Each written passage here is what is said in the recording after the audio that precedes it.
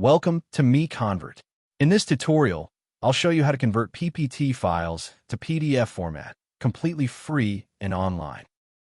Open your browser and search for PPT to PDF MiConvert.com. Click on the first result to go directly to the converter.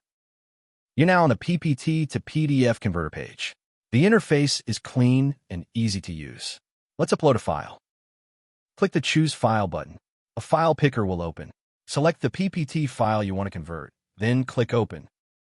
Your file is loaded and ready. You can see the file name, size, and target format. Click Convert now to start the conversion.